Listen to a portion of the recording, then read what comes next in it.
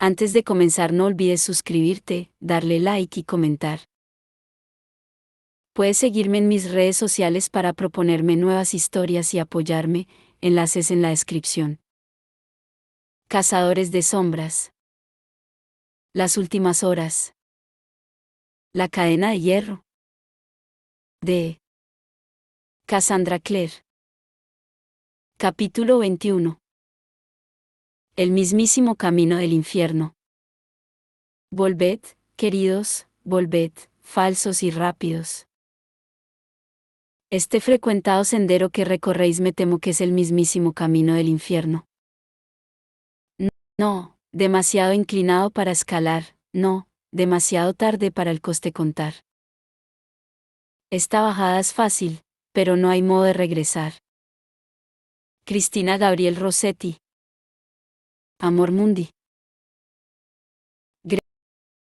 Grace estaba harta del invierno, harta de pisar charcos de barro que le manchaban las botas de cabritilla, harta del frío que se le metía en el cuerpo cuando salía, que se le colaba bajo las faldas y por los dedos de los guantes, y le llegaba a lo más profundo de sí hasta que parecía que nunca más sentiría calor.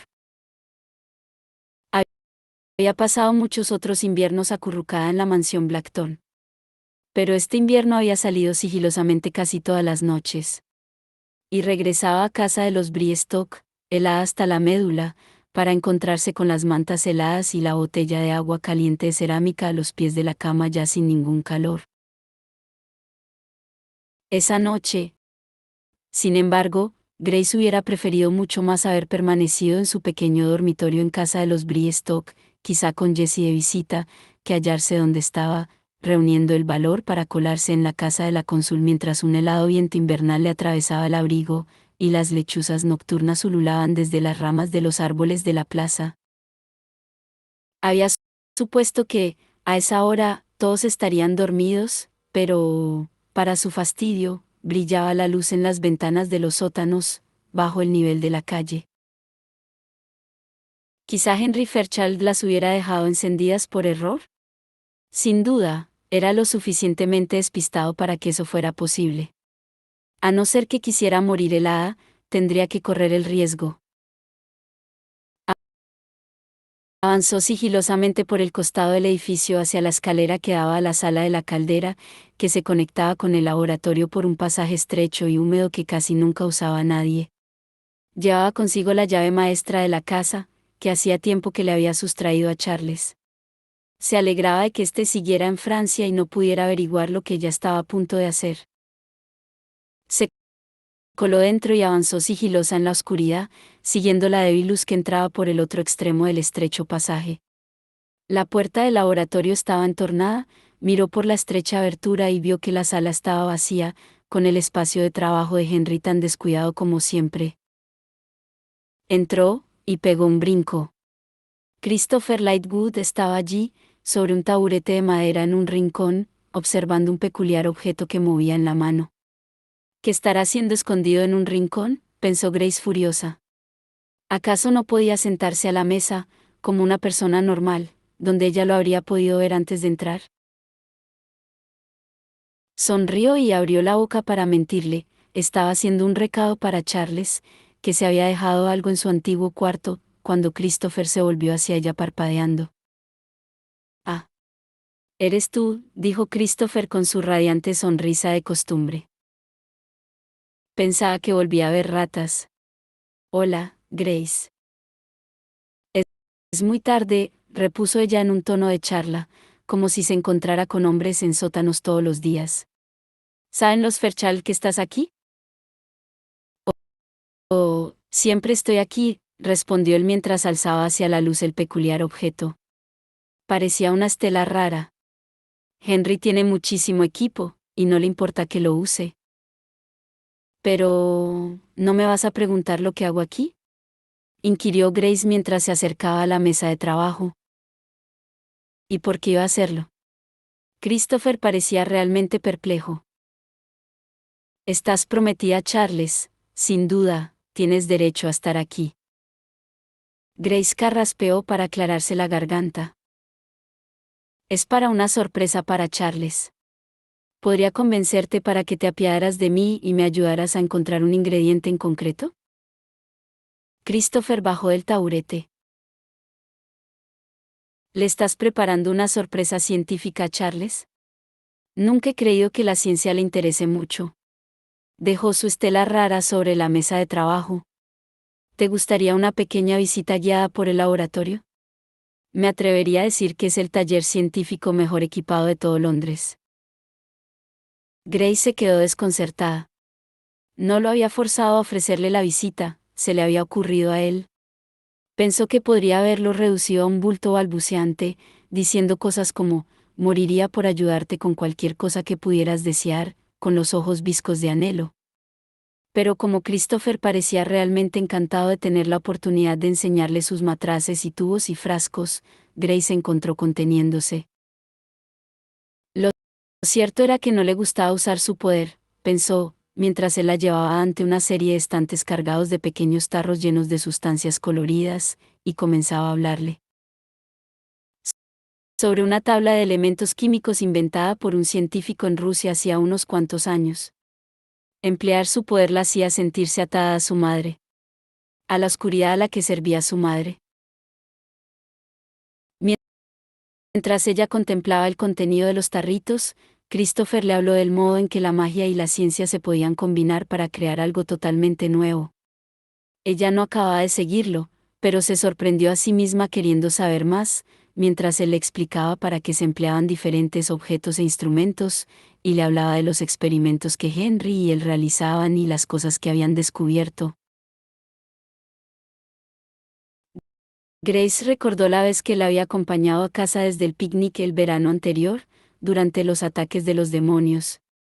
Christopher le había hablado de su amor por la ciencia sin mostrarse nada condescendiente, como hacían la mayoría de sus admiradores masculinos, ni nada engreído, como le pasaba siempre a Charles. Christopher la trataba como a una igual cuyo entusiasmo por la ciencia no fuera solo similar al suyo, sino algo que cabía esperar.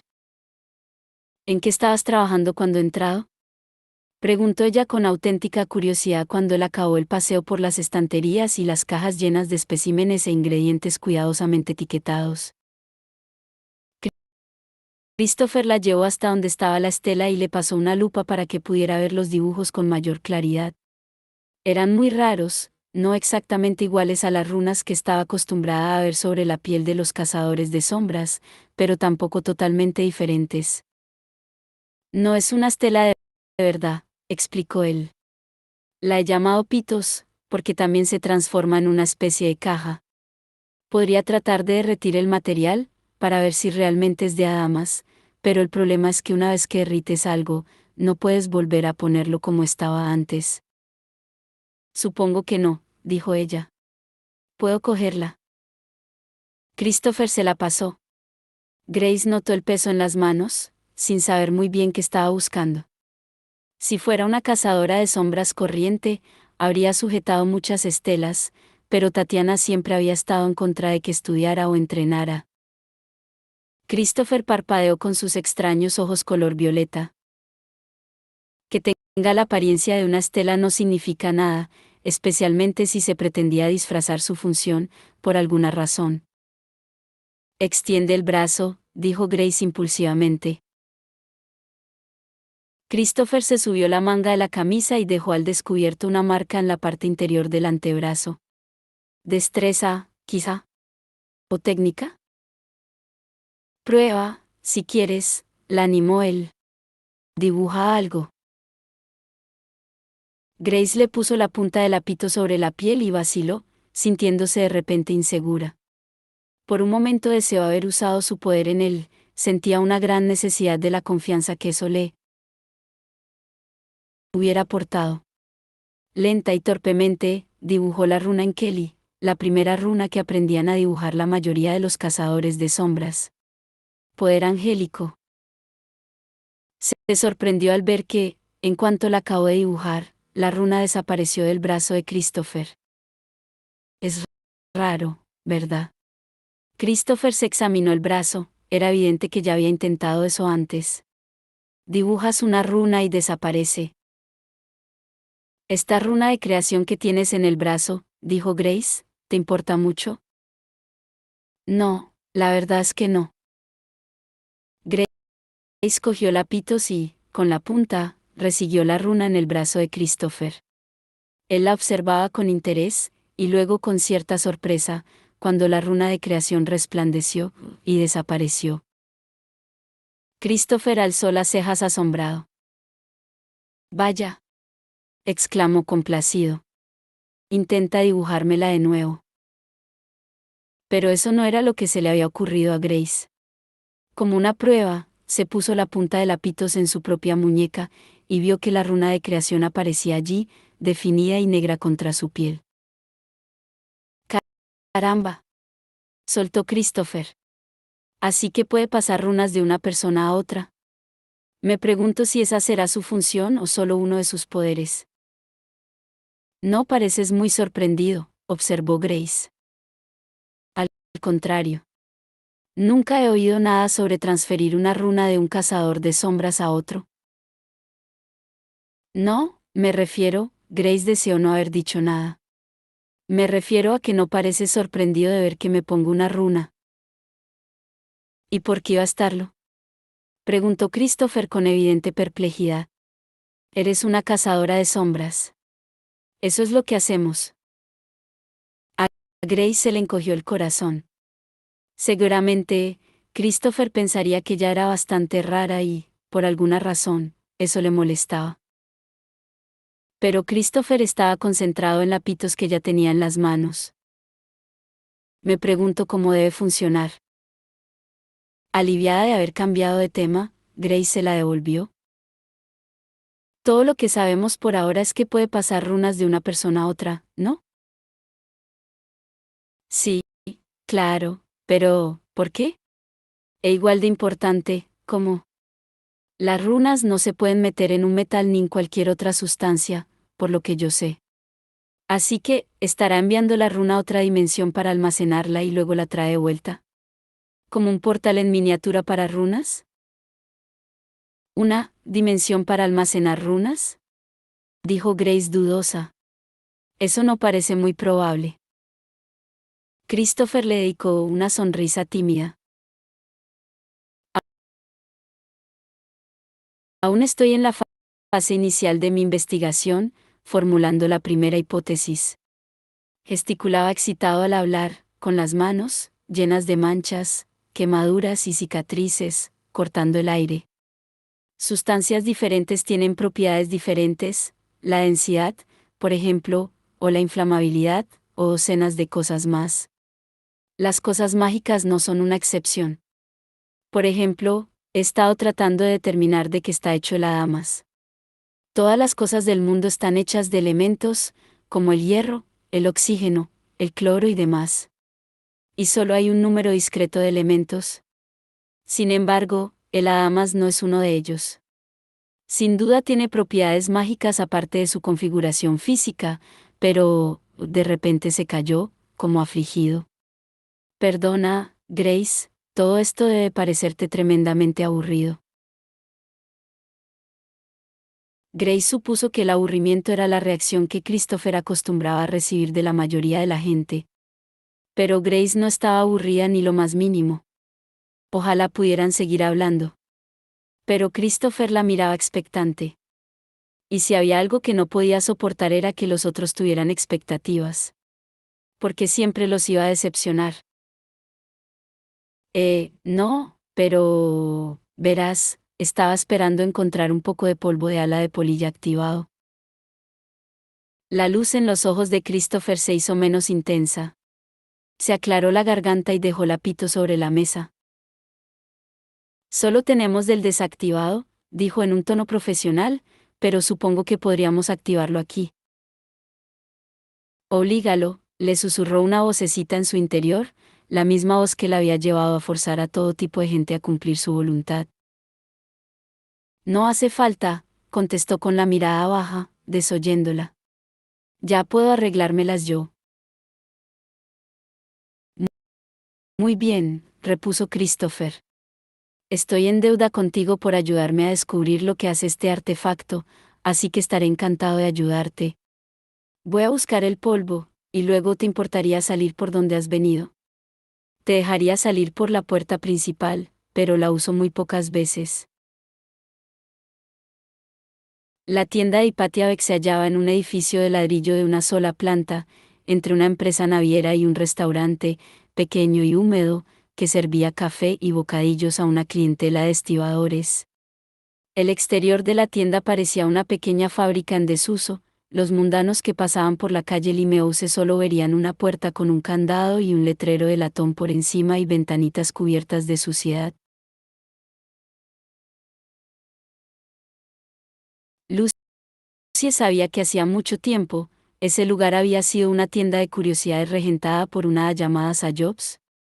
Había quedado abandonado después de su muerte, pero los suelos habían sido limpiados recientemente y los cubría una nueva capa de cera, y las paredes estaban pintadas de azul y escarlata. Varias estanterías hasta el techo ya estaban llenas de mercancías, y un aparador alargado servía de mostrador. Detrás de este se hallaba Hipatia, ataviada con un vaporoso vestido de color púrpura con cierres de rana de seda. Sobre la nariz le colgaban unos pequeños anteojos y estaba revisando una pila de facturas y albaranes, mascullando para sí. Anna y Ariane ya habían llegado. Anna estaba apoyada en el mostrador, y se examinaba los guantes como si buscara algún fallo en el cuero. Ariadne, vestida con el traje de combate, miraba fascinada una casa de muñecas expuesta en uno de los estantes en la que muñequitas vivas, quizá hadas, corrían de una habitación a otra, tocaban instrumentos minúsculos y dormían en camas liliputienses. Lucie, la saludó Anna sonriéndole. Estaba comenzando a dudar de que hubieras leído mi nota. Lo hice, pero me entretuvieron un poco en el mercado de sombras, contestó Lucie. «¿Qué vida más excitante llevas?», comentó Anna. «Ahora, cuida tus modales. Hipatia cree que los trabajadores le han estado timando, y no está de buen humor». «¿Puedo oírte?», replicó Hipatia ceñuda. «Nunca contrates trabajadores gnomos, Gerondale. Se pasarán en el precio de la madera. Que les cobrasen en exceso la madera no era la clase de cosas que les pasaban a las heroínas en los libros». Lucie suspiró para sus adentros. Había esperado que para cuando llegara allí, Anna hubiera puesto a Hipatia de buen humor. Era evidente que eso no había ocurrido. Vaciló un momento, considerando cuánto debería contar. Anna sabía más que Ariane de lo que Lucie y los demás habían estado haciendo, pero ninguna de ellas tenía ni idea del verdadero objetivo de la misión de Lucie. «Madame Bex», comenzó Lucie, «hemos venido porque necesitamos tu ayuda». Hipatia alzó la mirada de las facturas. Algo de su pelo de nube se había escapado del colorido pañuelo que había empleado para recogérselo, y tenía manchas de tinta en las manos. ¿Acaso los cazadores de sombras venís alguna vez por otro motivo? Y ya veo que has enviado a Anna para engatusarme. Lanzó una mirada a Anna. Aunque le tengo mucho aprecio, la última vez que coqueteamos, tu amiga se fue con mi caja Piscis. Era una antigüedad. Tenía un demonio dentro, puntualizó Anna. Seguramente te hicimos un favor sacándotelo de las manos. El demonio, insistió Hipatia, también era una antigüedad. De todos modos, en estos momentos no estoy libre para coqueteos. ¿Tengo un admirador? Anna había acabado la inspección de su guante. Sonrió a Hipatia, y Lucie se maravilló. A pesar de la Piscis, a pesar del pretendiente de Hipatia, pudo ver que la bruja se reblandecía un poco. El encanto de Anna sí era algo mágico. «Hablando de pretendientes», dijo esta. «He traído una cosa para enseñártela». Del interior de la chaqueta, Anna sacó una cajita de rapé de plata, grabada con las iniciales MB en trazos gruesos. «Pertenece a nuestro amigo mutuo, Magnus Bane. Lleva bastante tiempo buscándola». «¿Le robaste la caja de rapé a Magnus Bane?», exclamó Ariadne. «Anna, eso es imposible que sea una buena idea. Te va a hacer arder. Con fuego mágico». «Claro que no», respondió Anna mientras daba vueltas a la cajita en la mano. «Por casualidad, mi zapatero, todo un caballero de la familia Tanner, tuvo hace tiempo una liaison passionnée con Magnus. Los zapateros son un grupo tempestuoso.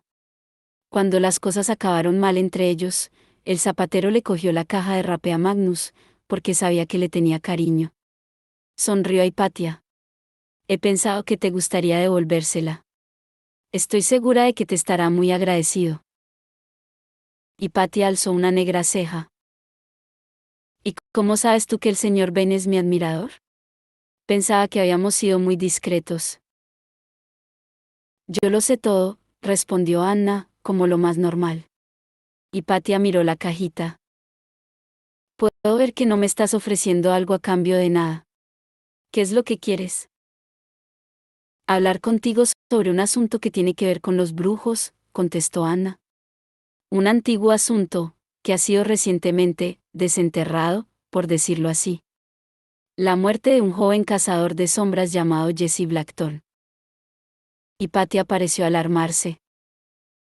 ¿Crees que un brujo hizo daño a un niño cazador de sombras? No puedes pensar que yo.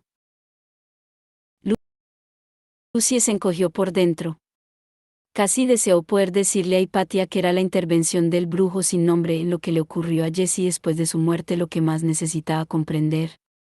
Pero sabía que era imposible. Si alguien se enteraba de lo que ella sabía, de lo que Grace sabía, el peligro para la continuidad de la existencia de Jesse sería inmenso. Por favor, no malinterpretes nuestras intenciones, dijo Ariadne en un tono tranquilizador. No queremos causarle problemas a nadie. Jesse Blackthorne lleva muerto mucho tiempo.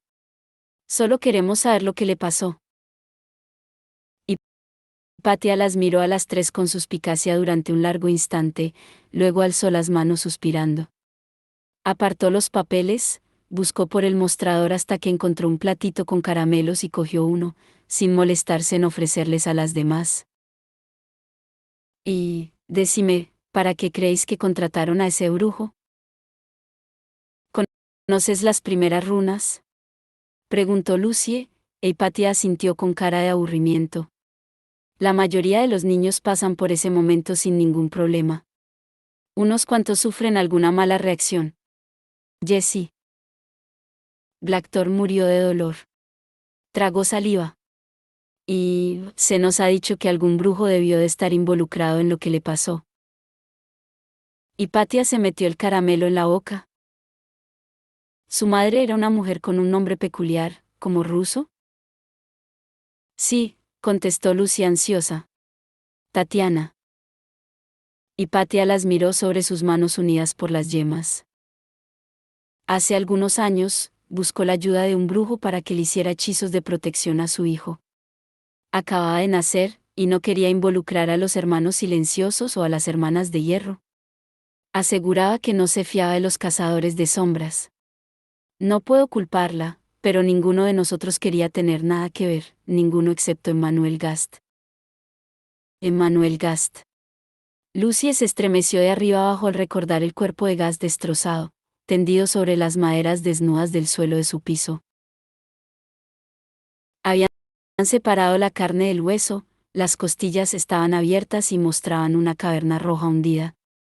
La sangre había calado el suelo de madera, formando unas marcas negras. La única parte que quedaba de él con apariencia humana eran las manos, que estaban vueltas hacia arriba, como si esperaran una compasión que nunca llegó.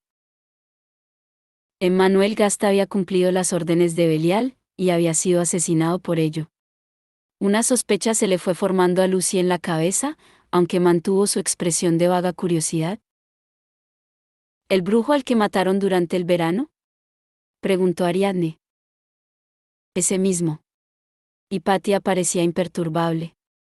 Era bastante corrupto, el consejo de los brujos tuvo que acabar prohibiéndole practicar la magia. Entonces, ¿sería posible, inquirió Ariadne, que fuera el quien le pusiera los hechizos de protección a Jesse, pero lo hiciera mal? Se suponen que lo deben hacer los hermanos silenciosos. Y que, de algún modo, eso hiciera que la primera runa no funcionara bien. Una buena idea, repuso Anna, y las dos chicas se miraron, disfrutando, al parecer, de un momento de investigación compartida. Aunque quizá fuera más que investigación. Ariadne miraba a Anna con un anhelo descarado, se dio cuenta Lucie, y Anna, había cierta ternura en el modo en que le devolvía la mirada a Ariadne. No era una expresión que Lucie hubiera visto antes en el rostro de Anna. Miró hacia otro lado y pilló a Hypatia Vex de nuevo con una sonrisita burlona. Ahí lo tenéis, cazadoras de sombras, dijo. Un poco de ayuda a cambio de una cajita de rapé. Recordad que os he ayudado la próxima vez que el instituto necesite contratar a un brujo. Oh. Claro que nos acordaremos, repuso Lucie, pero su cabeza seguía aún con Emmanuel Gast. ¿Por qué me has traído de vuelta a este lugar de agonía?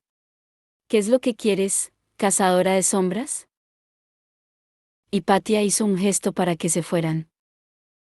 Idos ya. Tener por aquí a cazadoras de sombras no es bueno para el negocio. Lucie se obligó a esbozar una sonrisa amable mientras seguía a Anna y Ariane hacia la calle. Sería mejor que se apresurara a meterse en un carruaje, pensó. Su prima Anna era una persona muy perceptiva, y lo último que Lucie quería era que alguien adivinara la tarea que tenía antes y esa noche. Thomas Lightwood, dijo Alastair. No soy en nada como tú. Lo único que pudo hacer Thomas fue quedárselo mirando. Había estado tan seguro. Pero la mirada de Alastair era firme, su voz, resoluta. Dios santo, pensó Thomas a punto de ponerse en pie, lo único que podía hacer era ir a enterrar su terrible humillación a la otra punta de la sala. Quizá pudiera ocultarse tras un candelabro. No, no soy en nada como tú, repitió Alastair, porque tú eres una de las mejores personas que he conocido. Eres amable por naturaleza y tienes un corazón como el de un caballero andante de leyenda. Valiente, orgulloso, sincero y fuerte. Todo eso. Sonrió con amargura. Y desde que me conoces, yo he sido una persona terrible. Así que ya ves. No nos parecemos en nada. Thomas alzó la mirada de golpe. Eso no era lo que se había esperado. Examinó el rostro de Alastair, pero sus ojos eran como dos espejos, no revelaban nada. No soy, soltó Thomas antes de poder detenerse. Pero era amable, y lo sabía. A veces, deseaba no serlo. No me refería a eso. Ya sé a qué te referías. Las palabras pendían entre ellos sin que ninguno se atreviera a mover ni un músculo. Pasado un momento, Alastair añadió en una voz más amable, ¿cómo supiste lo de Charles? No quisiste decirme lo que hacías en París, contestó Thomas. Pero mencionabas a Charles, una y otra vez, como si disfrutaras con solo decir su nombre. Y cuando viniste a Londres este verano, vi cómo lo mirabas. Sé lo que es tener que ocultar las señales de afecto. Entonces, supongo que habrás notado que ya no miro hacia Charles. Supongo que sí, repuso Thomas, aunque durante los últimos 4 meses, yo estaba intentando no mirarte a ti. Me dije que te odiaba. Pero nunca conseguí hacerlo. Cuando Elías murió, solo podía pensar en ti. En lo que debías de estar sintiendo. Alastair hizo una mueca. Insulté a tu padre y manché su nombre. No tenías ninguna obligación de preocuparte por el mío. Ya lo sé, pero a veces creo que es más difícil perder a alguien con quien estabas enfadado que a alguien con quien todo estaba bien. Maldita sea, Thomas. Deberías odiarme, no pensar en lo que debo de estar sintiendo. Alastair se pasó la mano por los ojos. Thomas se dio cuenta, anonadado, de que los tenía húmedos de lágrimas. Y lo peor es que tienes razón, claro. Siempre has entendido muy bien a los demás. Creo que, en parte, te odiaba por eso, por ser tan amable. Pensaba, debe de tener tanto, para poder ser tan generoso. Y pensaba que yo no tenía nada. Nunca se me ocurrió que tú también tuvieras secretos. Tú fuiste siempre mi secreto, dijo Thomas a media voz, y Alastair lo miró asombrado. ¿Nadie lo sabe? Preguntó Alastair. ¿Qué te gustan los hombres? ¿Cuánto hace que lo sabes? Desde poco después de llegar a la escuela, creo, contestó Thomas en voz baja. Supe lo que me llamaba la atención, lo que me aceleraba el pulso, y nunca era una chica. ¿Y nunca se lo has dicho a nadie? Thomas vaciló. Podría haberles dicho a mis amigos que me gustaban los hombres. Lo hubieran entendido. Pero no podía haberles dicho lo que sentía por ti. Así que sentías algo por mí. Creía, Alastair apartó la mirada, meneando la cabeza. Yo no te vi, eras ese chico que me seguía por la escuela, y luego te encontré en París, y habías crecido y te habías convertido en el David, de Miguel Ángel. Me pareciste tan guapo, o calló un momento. Otra cosa más que desperdiciado. Tu estima. He desperdiciado mi tiempo y mi afecto con Charles.